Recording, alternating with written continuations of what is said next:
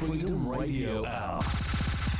Live on Capital Radio 91.6 FM. All right, everybody. Welcome to another edition of the Freedom Radio Hour. I'm your host, DJ Adam Cruz, and I have my fantastic co-host right here. Eddie Nicholas, what up, beautiful people, and welcome to 91.6 FM, the Heartbeat of Sudan. What up, Adam? What's going down? First of all, I'm so excited to see you again. There's so much to talk about. It's almost like a burst of information and news upon information and news. Let us take a moment and let our listeners and our viewers know that the Freedom Radio Hour is here, not only giving you fantastic music, but we're here to be your number one source for music, business news, and trends from around the globe. Like I said, I'm your host, Adam Cruz, and Eddie Nicholas and I are here to be your number one source here. Let's break it all the way down, shall we? Okay, so the latest goings on is this big bonanza that has occurred now that net neutrality has gone to the wayside, and Ajit Pai, the head of the FCC, has allowed companies, internet service providers and such, to start offering these binge unlimited data plans. Right now, Verizon's just had a big press release sent out that now their customers, they too can engage in this unlimited data plan like T-Mobile was doing once upon a time. Well, that's only the beginning, because, you know, streaming media is not going to stay behind while all this happens. So, with that in mind, YouTube has announced they are now offering their own YouTubeTV streaming service. That's for $35 a month. It is a big bundle. You get all the TV channels, ABC, CBS, NBC, all the major affiliates, and their parent companies for the cable side. So you get all the cable channels that are associated with those companies and their parent companies, right? So YouTube is thinking, listen, we have about a billion we have 1 billion hours of viewing per day that is occurring on our website. We're going to take full advantage of that. We're going to offer the streaming material. You're going to be able to get a bundle. You're going to get a kids version for the adults, all this kind of good stuff, except they have a big problem. The big problem is this. They're saying, okay, you can get all this cool stuff from us for $35 a month, but you can't get what most people want for that money. For that money, you want access to HBO, all the premium channels. You don't get that with YouTube TV. Why? Because those are all owned by companies they haven't had deals sorted out with yet. But that too is coming. So YouTube is trying to really take a bite out of the competition in a big way, knowing that they have one of the largest visitors per month and hours of content watched from their website. They're not the only ones. I wanted to talk about what Pandora is doing right now, because Pandora, you know, they stay trying to buy up new companies, and they're dying and trying to offer different things. Pandora is figuring out that when you watch on YouTube, let's go back to YouTube for a second. You see a video, usually you have to sit through an advertisement. What Pandora is trying to do is offer an audio version of that. And why is that important for investors? Because now what they figured out is, you know how when you agree to terms and conditions, when you sign up for Pandora or Facebook or YouTube, it basically you're allowing your name and your information to be shared, captured by those companies, and they're going to use that to provide you targeted ads. Have you ever noticed that if you're on Facebook, you'll see advertisements to the right and left of your page are often things that you're into or that you maybe have purchased.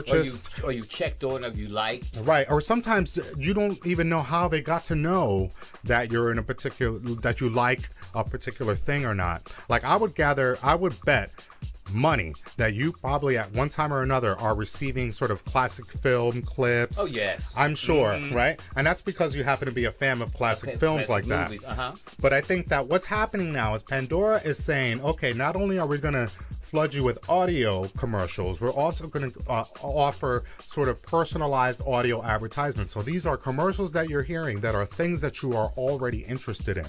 This is no longer just random ads now for cars or things that maybe things that you're not into or you never liked on. Now these are ads that are coming to you that are not only targeted specifically to your like and your age and your gender, but it's also targeted towards a sort of a long experience. Here in the States, we have the big game annually, the big American football game. And what happens is that the top dollar that they garner for advertisement during the commercials, right?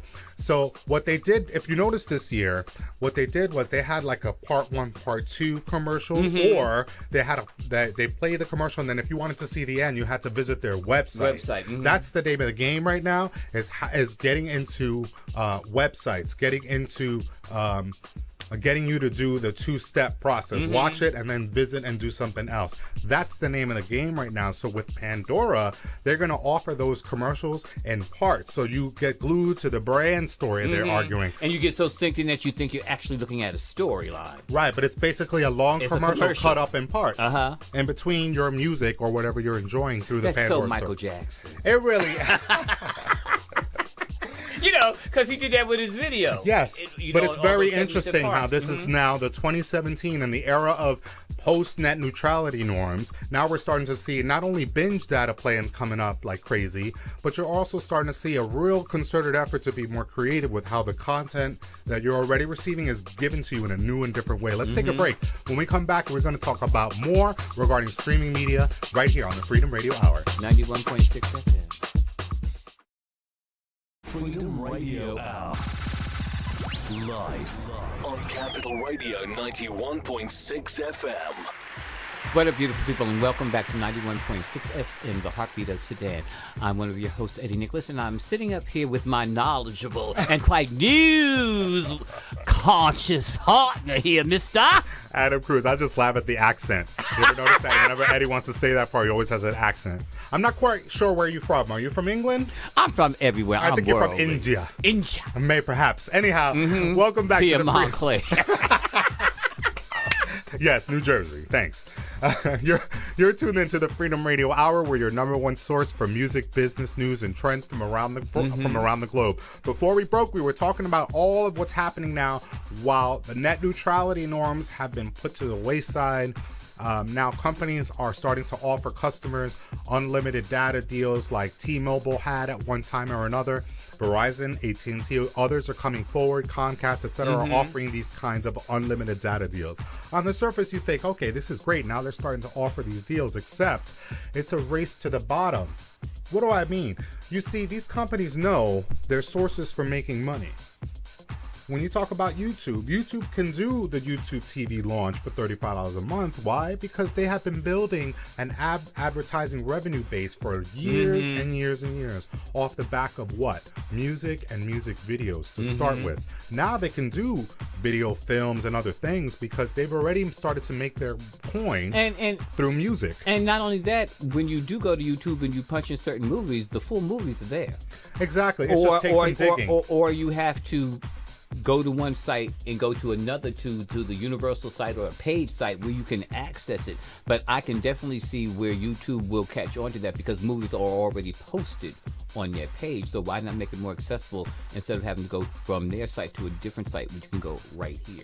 Well, where do you think I watched some of my movies from? Right. From YouTube. Well, I'll tell you one thing. I find it very interesting as a sidebar to that the content ID system that YouTube has in place to take down copyright infringed material seems to work quite well when you consider music and music videos. But somehow those episodes and those films, those full-length movies, stay up for quite a long time before they're brought down. So it makes you wonder how quick the trigger works for different types of media. We know that it works for music quickly. So if there's an infringed copyrighted material being put up, the request is there, takes it down, boom. But with these new films and I see it all over the place, full episodes of TV shows, full and not films. only that, if you pay attention to Facebook, they are now showing full-length movies from some of these sites because I just watched Senses. I just watched the Oscar-winning movie Moonlight. That was on last night.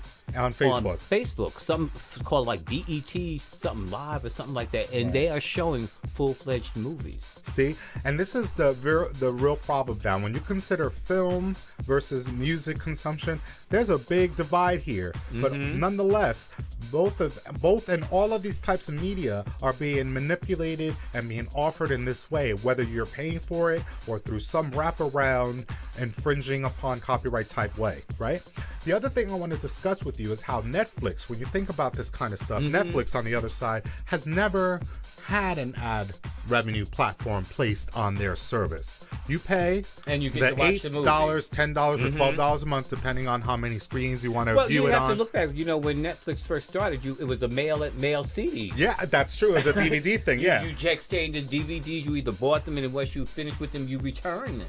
Yes, but now when they offer it's mostly streaming, Netflix does not make you sit through any sort of advertisement, either before, during, or after the program that you watch. You pay for it, you watch it. Right. Now, there have been rumors over the years that Netflix may start enacting this sort of advertising platform, and the fans are in an uproar over that, and Netflix is always quick to squash that and say, no, we're not offering this. But the reports have come out that by Netflix not participating in ad revenue sales like they do with the other sites, they're basically losing upwards of $2.2 billion annually by not offering that.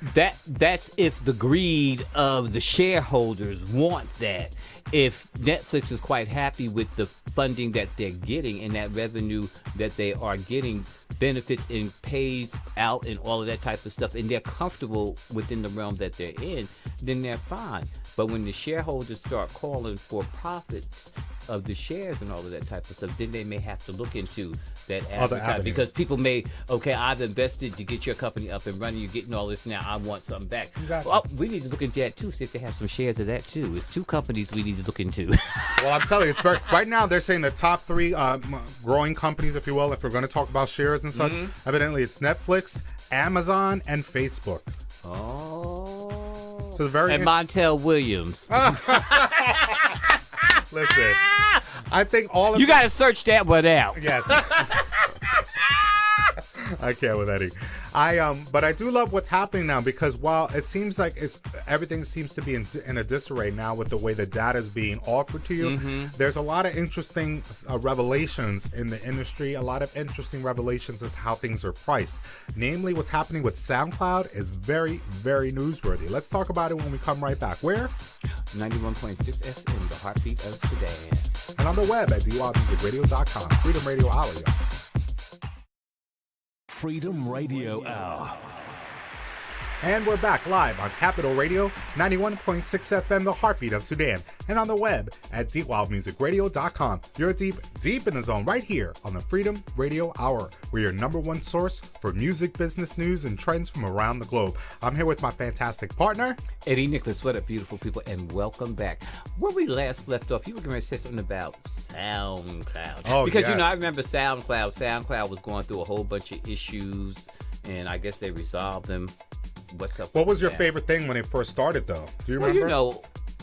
You could post stuff for free and you could share it. Right. And then all of a sudden they started, the little bots that they put out started pulling stuff down, even people's own original material, because it was identified as belonging to someone else. So, that kind of put the killjoy on it, because people, again, that was a source where a DJ would mix a CD, mix a set of songs, or an artist has something to share, which they're doing now. You can still do that.